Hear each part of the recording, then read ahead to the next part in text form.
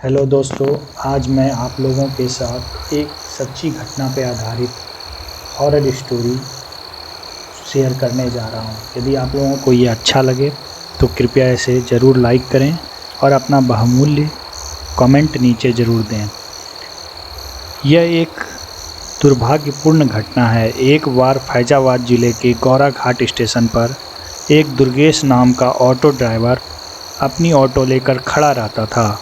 जो भी सवारी आती थी उसे वह बैठाकर उसके घर छोड़ता था और अच्छा खासा पैसा कमा लेता था। एक दिन की बात है, उस दिन ज़ोर ज़ोर से बारिश हो रही थी और रह रहकर बिजली भी चमक रही थी। रात के समय साफ साफ कुछ भी नहीं दिखाई दे रहा था। वह वापस अपने घर को आने की सोच ही रहा था कि उसे याद आया कि 1 घंटे बाद एक पैसेंजर ट्रेन आने वाली है और वह फिर से वहीं पर रुक गया। इतने में घना अंधेरा छा गया। अंधेरा इतना था कि एक हाथ को दूसरा हाथ दिखाई नहीं दे रहा था। इतने में ट्रेन आ गई और बिजली रह रह कर चमक रही थी।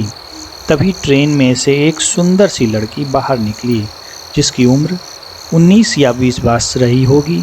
उसके कंधे पर एक बैग और हाथों में सूटकेस था। मानव शरीर पर मानो कोई परी आ रही हो और सीधे उसकी तरफ आकर रुकी और बोली, मुझे रामपुर जाना है, क्या आप मुझे वहाँ तक छोड़ देंगे?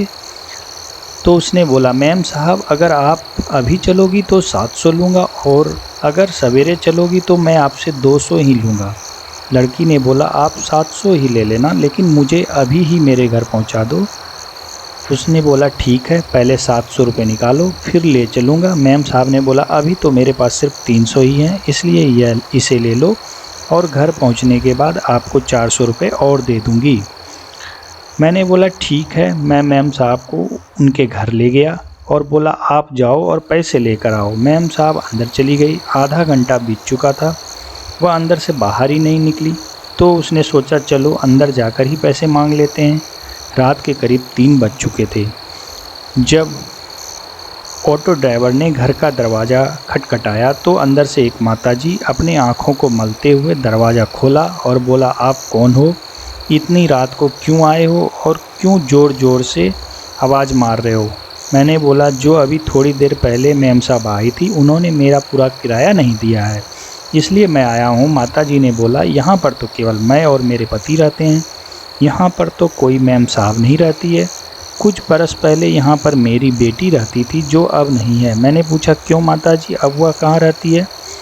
बात करते करते सुबह हो गई। अचानक मेरी नज़र दीवार पर पड़ी, तभी मैंने देखा मैम साहब की फ़ोटो दीवार पर लगी हुई थी। तब मैंने बोला, माताजी, ये तो वही मैम साहब हैं जिनको मैं लेकर आया था। माताजी रोते रोते बोली, बेटा, यह कैसे हो सकता है, क्योंकि यह तो 5 साल पहले ही ट्रेन से नीचे आकर कट गई थी, उसकी मृत्यु हो गई थी। तब तो मेरे होश ही उड़ गए और हाथ पैर ठंडे हो गए। मैंने बोला, मैं जाता हूँ, मुझे कोई पैसा नहीं चाहिए। और मैं ज़ोर से दौड़ा और ऑटो तक आया। ऑटो में बैठकर ऑटो की ओर ज़ोर ज़ोर से भगाने लगा। तभी मेरी नज़र पीछे वाली सीट पर पड़ी तो मैंने देखा 400 रुपये पड़े थे। मैंने पैसे लेकर मंदिर में चढ़ा दिया और भगवान से प्रार्थना करने लगा, मैम साहब की आत्मा को शांति मिले।